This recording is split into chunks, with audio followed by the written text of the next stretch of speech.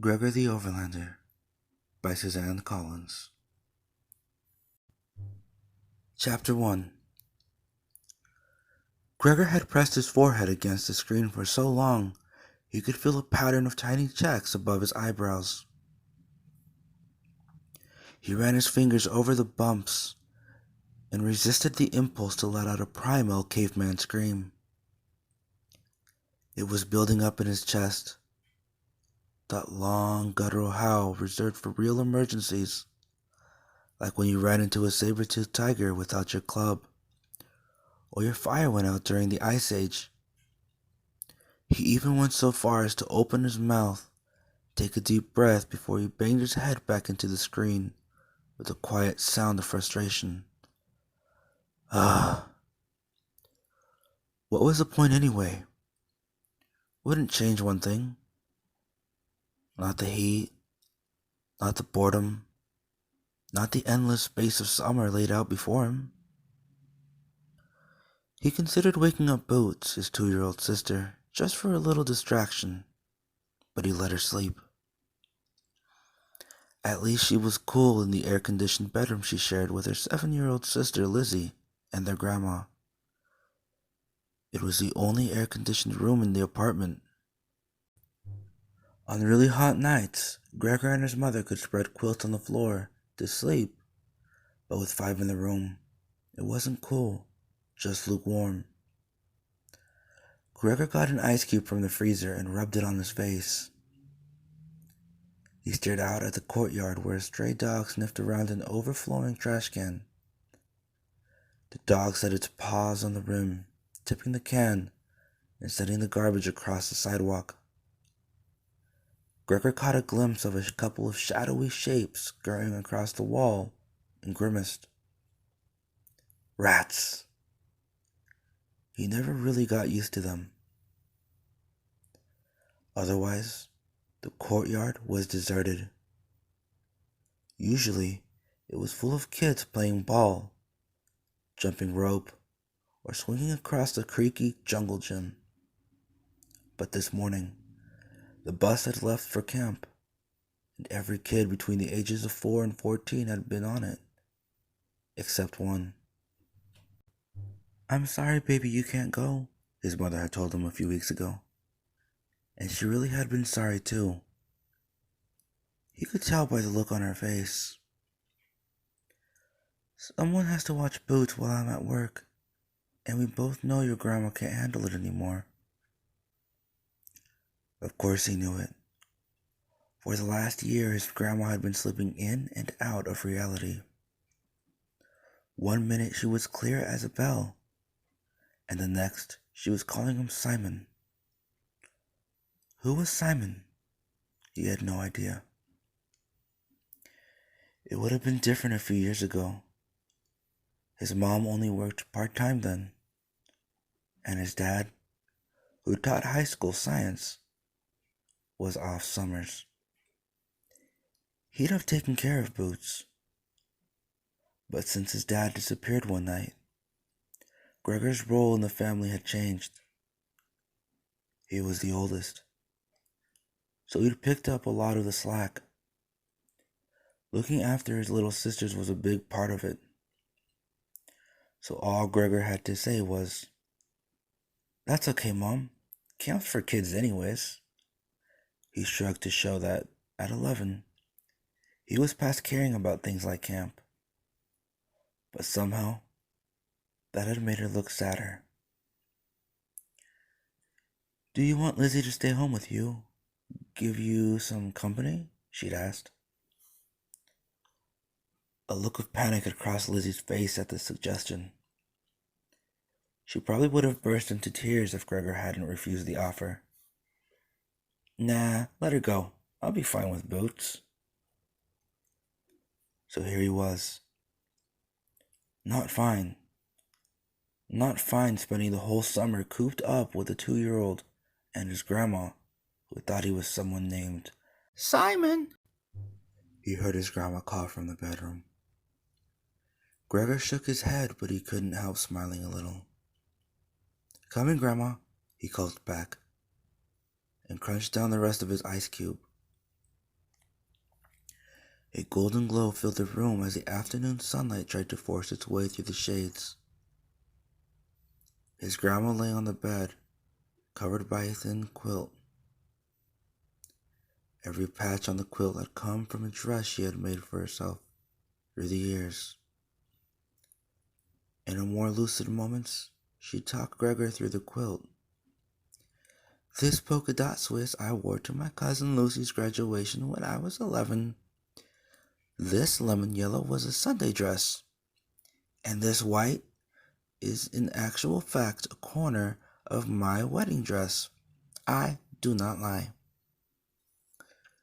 This, however, was not a lucid moment. Simon, she said, her face showing relief at the sight of him. I thought you forgot your lunch pail. You get hungry plowing.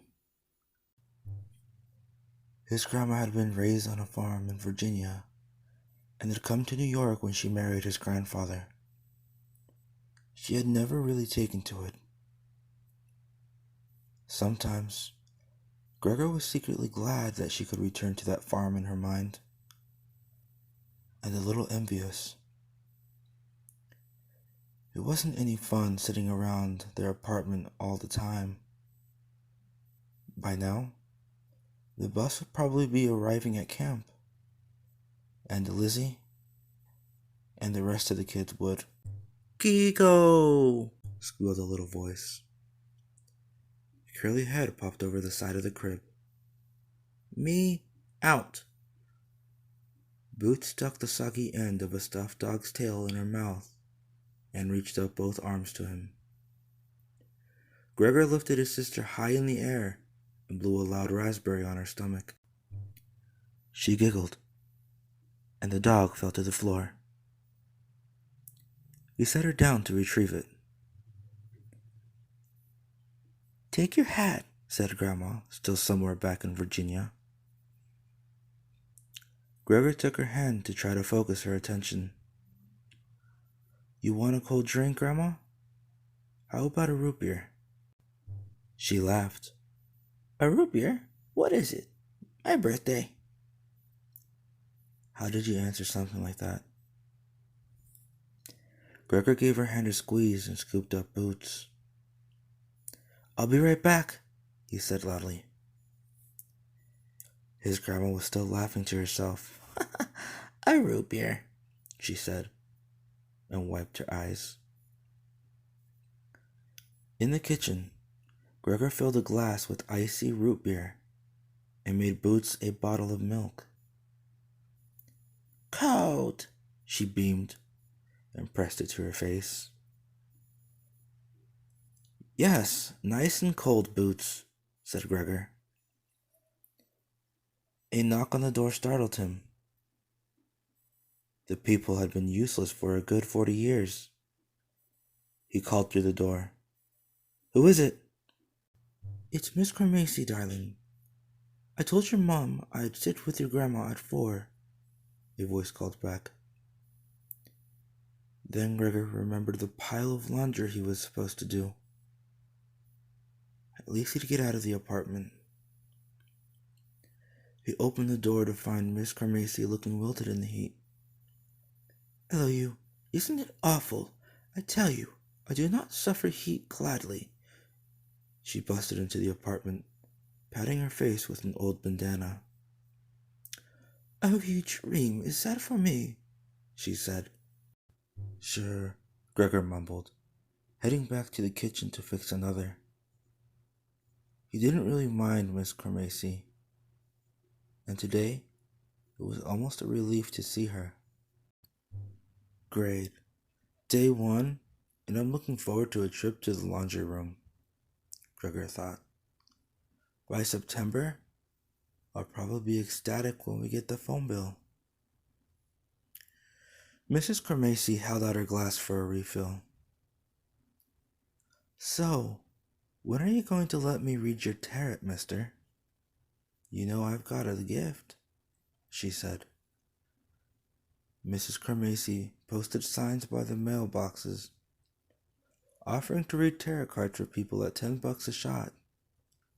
No charge for you, she always told Gregor.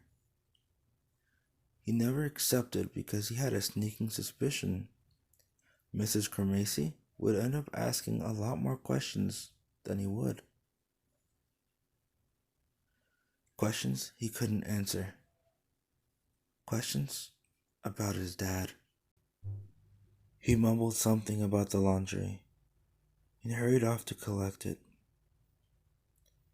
Knowing Miss Cremacy, she probably had a deck of tarot cards right in her pocket. Down in the laundry room, Gregor sorted clothes as best as he could. Whites, darks, colors. What was he supposed to do with Boots' black and white striped shorts? He tossed them in the darks, feeling sure it was the wrong decision. Most of the clothes were kind of grayish anyway. From age. Not bad laundry choices. All Gregor's shorts were just his winter pants cut off at the knees, and he only had a few t-shirts that fit him from last year. But what did it matter if he was going to be locked in the apartment all summer? "Ball!" cried Boots in distress. "Ball!" Gregor reaches his arm between the dryers and pulled out an old tennis ball Boots had been chasing around. He picked off the dryer lint and tossed it around the room. Boots ran after it like a puppy. What a mess, thought Gregor, laughing a little. What a sticky, crusty, dusty mess. The remains of her lunch, egg salad, and chocolate pudding were still evident on Boots's face and shirt.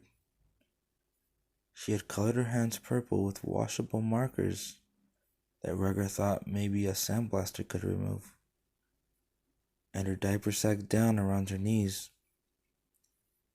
It was just too hot to put her into shorts. Boots ran back to him with the ball, dryer lint floating in her curls. Her sweaty face beamed as she held out the ball. "What makes you so happy, Boots?" he asked. "Ball!" she said, and then banged her head into his knee, on purpose, to speed him up. Gregor tossed the ball down the alley between the washers and dryers. Boots flew after it. As the game continued, Gregor tried to remember the last time he felt so happy as Boots did with her ball. He had had some decent times over the past couple of years. The city middle school band had gotten to play at Carnegie Hall. That was pretty cool. He even had a short solo on his saxophone. Things were always better when he played music. The notes seemed to carry him into a different world altogether. Running track was good too. Pushing his body on and on until everything had been drummed out of his mind. But if he was honest with himself, Gregor knew it had been years since he had felt real happiness. Exactly 2 years, 7 months, and 13 days, he thought. He didn't try to count, but the numbers automatically tallied up in his head. He had some inner calculator that always knew exactly how long his dad had been gone. Boots could be happy. She wasn't even born when it happened. Lizzie was only 4. But Gregor had been 8 and had missed nothing. Like the frantic calls to the police, who had acted almost bored with the fact that his dad had vanished into thin air. Clearly, they'd thought he'd run off. They'd even implied it was with another woman. That just wasn't true. there was anything Gregor knew, it was that his father loved his mother, that he loved him and Lizzie, and that he would have loved Boots. But then, how could he have left them without a word? Gregor couldn't believe his dad would abandon the family and never look back. Accept it, he whispered to himself. He's dead. A wave of pain swept through him. It wasn't true. It couldn't be true. His dad was coming back because what? Because he wanted it so badly. It must be true. Because they needed him. No, thought Gregor. It's because I can feel it. I know he's coming back. The washer spun to a stop, and Gregor piled the clothes into a couple dryers. And when he gets back, you'd better have a really good explanation for where he's been, muttered Gregor as he slammed the dryer door shut. Like he got bumped on the head and forgot who he was. Or he was kidnapped by aliens. Lots of people got kidnapped by aliens on TV. Maybe it could happen. He thought about different possibilities, a lot in his head, but they rarely mentioned his dad at home. There was an unspoken agreement that his dad would return. All the neighbors thought he'd just taken off. The adults never mentioned it, and neither did most of the kids. About half of them only lived with one parent anyways. Strangers sometimes asked, though. After about a year of trying to explain it, Gregor came up with a story that his parents were divorced and his dad lived in California. It was a lie, but people believed it, while no one seemed to believe the truth, whatever that was. And after he gets home, I can take him, Gregor said aloud, and then stopped himself. He was about to break the rule. The rule was that he couldn't think about things that would happen after his dad got back. And since his dad could be back at any moment, Gregor didn't allow himself to think about the future at all. He had this weird feeling that if he imagined actual events, like having his dad back next Christmas, or his dad helping to coach the track team, they would never happen. Besides, as happy as some daydreams would make him, it would only make returning to reality more painful. So that was the rule. Gregor had to keep his mind in the present and leave the future to itself. He realized that his system wasn't great, but it was the best way he'd figured out to get through the day. Gregor noticed that Boots had been suspiciously quiet. He looked around and felt alarmed when he couldn't spot her right away. Then he saw a scuffed pink sandal poking out from the last dryer. "Boots, get out of there," said Gregor. You had to watch her around electrical stuff. She loved plugs. As he hurried across the laundry room, Gregor heard a metallic clunk and then a giggle from Boots.